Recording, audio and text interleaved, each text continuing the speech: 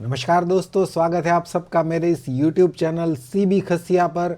मेरा नाम है चिराग और मैं इस YouTube चैनल पर इलियट वेव के ऊपर एनालिसिस करके आपको प्रोवाइड करने की कोशिश करता हूं। अगर आपको लगता है कि इलियट वेव काम करता है मार्केट में तो चैनल को सब्सक्राइब ज़रूर कर लीजिए। और अगर आप सोचते हैं कि इलियट वेव तो बिल्कुल बकवास है, इसके हिसाब से मार्केट चलता ही नहीं है, तो फिर तो आपको डेफिनेटली मेरी चैनल को सब्सक्राइब करना चाहिए ताकि आपको पता लगे कि इलियट वेव जो है वो कितनी काम की चीज़ है। आज फ्रेंड्स सबसे पहले हम वीकली चार्ट में नहीं जाएंगे, निफ्टी के 2 आवर चार्ट को पहले देखते हैं।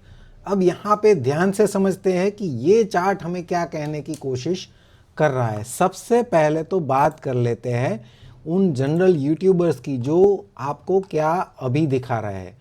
यहाँ पे एक बहुत ही बढ़िया ट्रेंड लाइन आ रही है। अगर इसका ब्रेकआउट हुआ तो यहाँ से मार्केट जो है वो ब्लास्ट हो सकता है। बहुत ही बढ़िया मूव हमें यहाँ से देखने को मिल सकता है। अगर मैं यहाँ से एक नीचे के लिए ट्रेंड लाइन ड्रॉ करूँ तो इस तरीके की ट्रेंड लाइन बन रही है और एक ट्रायंगल पैटर्न जैसा दिख रहा है। अगर मार्केट ये नीचे वाली ट्रेंड लाइन को ब्रेक करता है तो यहाँ से एक अच्छा डिक्लाइन हमें देखने को मिल सकता है। अब फ्रेंड्स यहाँ पे इस सिनारियो पे बात कर लेते हैं हम टारगेट की। अगर ये वाली ट्रेंड लाइन जो है ब्रेक हुई तो सबसे पहले तो यहाँ बात होगी कि यहाँ पे देखना होगा इस लेवल पे सपोर्ट लेता है कि नहीं देख लेता है। अगर इसको ब्रेक कर दिया तो डायरेक्टली ये लो को ब्रेक कर सकता है, राइट। अगर ऊपर की ट्रेंड लाइन ये वाली ट्रेंड लाइन ब्रेक हुई तो सबसे पहले ये लेवल आ जाएगा, फिर ये गैप फिलिंग वाला लेवल आ जाएगा और फिर जो है वो हाई वाला लेवल आ जाएगा। तो बहुत ही सिंपल एनालिसिस है फ्रेंड्स, इसमें कुछ भी ज़्यादा दिमाग लगाने की ज़रूरत नहीं है। अगर आप ये दो ट्रेंड लाइन जो है वो ड्रॉ कर लेते हैं तो यहाँ पे एक सिंपल एनालिसिस है जिसको आप यूज़ कर सकते हैं ट्रेडिंग में। इसके ब्रेकआउट पे ट्रेड लग सकते हैं या इसके ब्रेक डाउन पे ट्रेड ले सकते हैं, राइट। ये हो गया प्राइस एक्शन जो आपको ज़्यादातर यूट्यूब चैनल पे मिल जाएगा। मैं यहाँ पे एक और ट्रेंड लाइन ड्रॉ करना चाहूँगा, ये वाली ट्रेंड लाइन भी आप ड्रॉ कर सकते हैं। मैं एक्चुअल में इसको सही से ड्रॉ कर लेता हूँ। यहाँ पे ये ट्रेंड लाइन लेके यहाँ से एक और ट्रेंड लाइन में ड्रॉ करना चाहूँगा, राइट। इसको भी आप कंसीडर कर सकते हैं। कभी कभी क्या होता है कि ये वाली ट्रेंड लाइन ब्रेक हुई, यहाँ पे ब्रेक हुई लेकिन ये ब्रेक नहीं हो पाई तो यहाँ से फिर से ये डिक्लाइन भी कर सकता है। तो इस वाली ट्रेंड लाइन को भी कंसीडर करूंगा मैं यहाँ पे, राइट।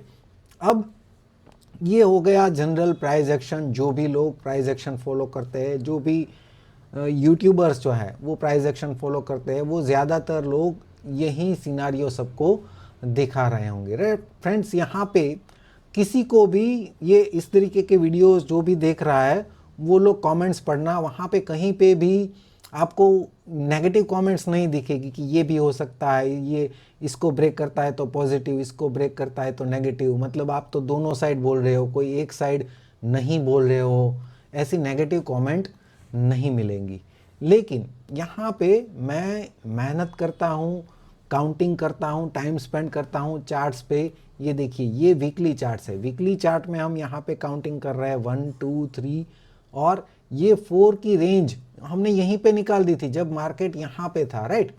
यहाँ से ऑलरेडी ये इस रेंज में आ चुका है, एक डीप रिट्रेसमेंट इस रेंज में दे चुका है। तो अगर यहाँ पे 4 कंप्लीट हो चुका है तो ये 5th की टारगेट रेंज है फ्रेंड्स। अगर यहाँ पे वेव 4 कंप्लीट हो चुका है तो मार्केट इस रेंज के ऊपर, मतलब एटलीस्ट इसके ऊपर वेव 5 के लिए जा सकता है डायरेक्टली, राइट।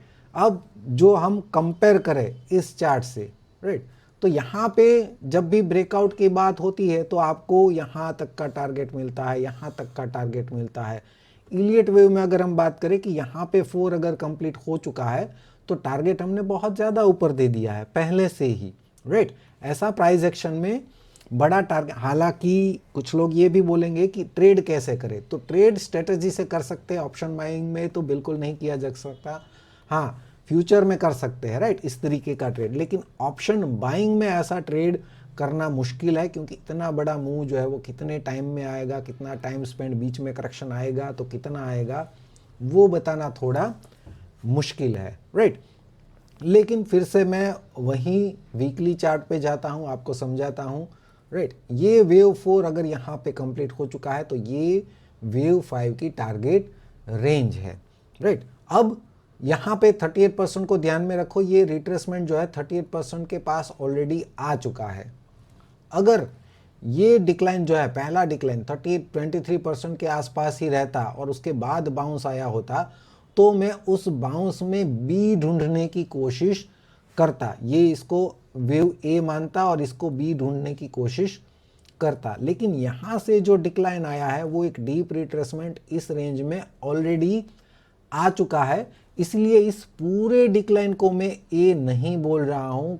जो पिछले वीडियो में कुछ कमेंट्स थी, तो उस कमेंट्स का मैं आंसर कर रहा हूँ कि इसीलिए मैं इस पूरे डिक्लाइन को एक बड़ा सा वेव ए नहीं बोल रहा हूँ, क्योंकि ये डिक्लाइन जो है ऑलरेडी डीप रिट्रेस हो चुका है, इसलिए इस पूरे डिक्लाइन को ए में नहीं मार्क कर रहा हूँ, राइट। उस केस में तो क्या हो जाएगा, फिर ये बी का ए हो जाएगा, फिर बी का बी यहाँ पे या तो कंप्लीट हो चुका है या अभी भी प्रोग्रेस में है। अगर यहाँ पे कंप्लीट हो चुका है तो ये सी जाएगा और ये बहुत ही डीप रिट्रेस हाई के पास तक जा सकता है, जो मुझे यहाँ पे कन्विंसिंग नहीं लग रहा है। क्योंकि अगर मैं बैंक निफ्टी को देखूँ तो बैंक निफ्टी देखिए ऑलरेडी, अगर मैं इसको इरेगुलर करेक्शन कंसिडर करूँ, इस डिक्लाइन को ए मान के इसको बी मान लूँ, तो ये ऑलरेडी हाई के पास एक बार आ चुका है। अब निफ्टी अगर उतना बाउंस करता है जैसा मैंने अभी आपको दिखाया यहाँ पे, अगर निफ्टी ये ए और बी बना के इतना बाउंस करता है तो फिर बैंक निफ्टी तो कहाँ चला जाएगा, ये तो ऑलरेडी इस हाई को ब्रेक कर देगा ना। कि ऐसा तो नहीं होगा कि निफ्टी ऊपर जाएगा और बैंक निफ्टी यहाँ पे साइडवेज ही ट्रेड करता रहे और फिर एकदम से डिक्लाइन करे, राइट। तो इसीलिए मैं निफ्टी में ये पॉसिबिलिटी को नहीं देख रहा हूँ कि ये पूरा ए है और अभी बी जो है ये प्रोग्रेस में, ऐसा मैं नहीं देख रहा हूँ। ये इरेगुलर करेक्शन जो है उसको छोड़ दीजिए आप, क्योंकि ये बहुत ही लंबा डिस्कशन है। जो लोग मुझसे बहुत सालों से जुड़े हैं वो शायद समझ पाएंगे कि मैं ऐसा क्यों कर रहा हूँ। बहुत बार मैंने इस तरीके की पैटर्न देखी है, राइट। अब मार्केट देखिए हर बार जो है सिंपल तरीके से मूव नहीं करता है। अभी किसी को लग रहा होगा कि कुछ दिनों से मैं टेलीग्राम चैनल पे भी लिमिटेड अपडेट पोस्ट करता हूँ, 1 या 2 अपडेट ही मेरी रहती है, लेकिन ज़्यादा अपडेट देने की अभी ज़रूरत ही नहीं है, राइट। अगर हमें मार्केट जो है थोड़ा डाइसी लग रहा है तो हमें कॉशियस रहना चाहिए। अगर मैं 2017 से मेरा यूट्यूब चैनल है, अगर मैं लिस्ट बनाने बैठूँ तो आप देख देख के थक जाएंगे कि कितनी बार मेरा एनालिसिस जो है वो to the point right prove हुआ है। नेक्स्ट डे के लिए जो भी मैंने एनालिसिस दिया है वो लेवल टू लेवल वर्क किया है। अगर लेवल टू लेवल वाला भी अगर मैं निकालूँ एनालिसिस जो सही हुआ है उसका लिस्ट, तो वो भी फ्रेंड्स बहुत ही लंबा हो जाएगा। तो इसीलिए नेगेटिव कमेंट्स को यहाँ पे मैं उतना फोकस नहीं दे रहा हूँ। जो लोग सीखना चाहते हैं वो डेफिनेटली मुझे फॉलो कर सकते हैं, तो आपको ज़्यादा जो है इसका वैल्यू मिलेगा। लंबा वीडियो ना हो जाए इसलिए मैं टू द पॉइंट ही बात करता हूँ। इस तरीके का बकवास मुझे करना पसंद नहीं है जो कुछ लोग यूट्यूब पे करते हैं। मुझे टू द पॉइंट मार्केट में क्या चल रहा है, इलियट वेव एनालिसिस क्या हमारा बोल रहा है, वो बात करना ही पसंद है। आज मेरे ख्याल से मैंने कुछ ज़्यादा ही बकवास कर दी है, तो प्लीज़ जो भी मेरे जेन्युइन फॉलोअर्स हैं इस बकवास को जो है इग्नोर कीजिए और हम अपना काम जो है अभी स्टार्ट करते हैं। हमने वीकली में तो देख लिया है कि अगर यहाँ पे 4 कंप्लीट हो चुका है तो 5th का टारगेट हमें निकाल लिया है। लेकिन अगर ये वाकई में एक इरेगुलर करेक्शन यहाँ पे बी कंप्लीट हुआ है तो यहाँ से अब डिक्लाइन जो है वो हो जाना चाहिए, लेकिन ये बहुत टाइम स्पेंड कर रहा है यहाँ पे। तो क्या पॉसिबिलिटी बन सकती है, अगर यहाँ पे 4 कंप्लीट हो चुका है तो ये वेव 5 का 1 होगा, अब ये वेव 5 का 2 होगा जो 38% से थोड़ा ज़्यादा रिट्रेस किया है और वहाँ से शार्प बाउंस भी दिया है, राइट। तो अब अगर ये वेव 5 का 1 है, ये 2 है, फिर ये वेव 5 के 3 का 1 है, तो वेव 5 के 3 का 2 जो है वो अब ज़्यादा रिट्रेस नहीं करना चाहिए। तो उसके हिसाब से मैंने पिछले वीडियो में भी यहाँ पे रिट्रेसमेंट निकाला था 23 to 38%।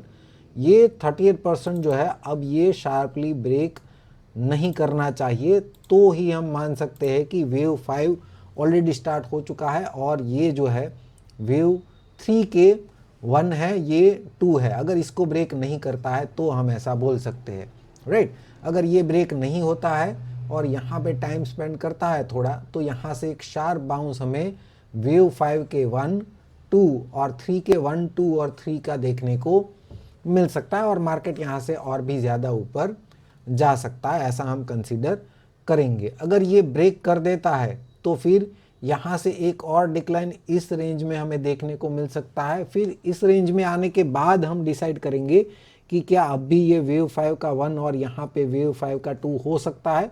तो उस केस में इस लेवल को ब्रेक किए बिना भी मार्केट यहाँ से वेव 5 के 3 के लिए जा सकता है।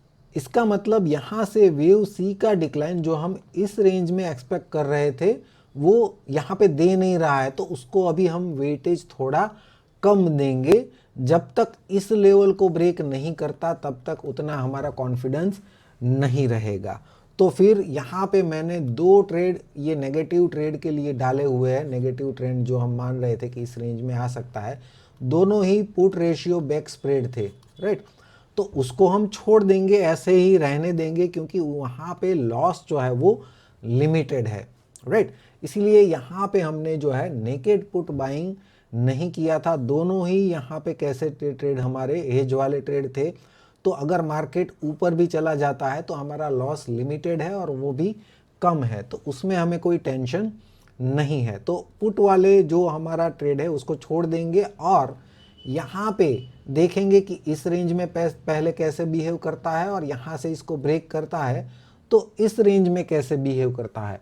वहाँ से फिर हम एक बड़े ट्रेड का सोचेंगे। अगर मान लीजिए कि यहाँ से इसको शार्पली ब्रेक करके यहाँ पे आ जाता है तो जो हमारा पुट रेशियो बैक स्प्रेड वाला ट्रेड है उसको इस रेंज में क्लोज करने का सोचेंगे और वीकली चार्ट में जो हमारा 38% है उसके आसपास सपोर्ट ले रहा है कि नहीं ले रहा है। यहाँ पे सपोर्ट अगर ले रहा है ऐसा हमें लग रहा है तो यहाँ से फ्रेश वेव 5 के टारगेट निकालेंगे और लॉन्ग ट्रेड के बारे में फिर सोचेंगे। वो यहाँ पे कैसे बिहेव करता है 38% पे, उस पर डिपेंड करता है। अब मान लीजिए कि यह इसको ब्रेक ही नहीं करता और इसके आसपास सपोर्ट का यहाँ पे इंडिकेशन देता है हमें कि ये करेक्टिव पैटर्न बन के यहाँ पे सपोर्ट ले रहा है। अगर ऐसा इंडिकेशन मिलेगा तो फिर वहाँ से बाइंग का ट्रेड हम इनिशिएट करने का सोचेंगे, राइट। तो जो भी प्लान है यहाँ पे मैंने आपको समझा दिया है। स्मॉलर टाइम फ्रेम में अभी उतना मैं फोकस नहीं कर रहा हूँ। यहाँ पे एक बार फिर से मैं ये दिखा देता हूँ।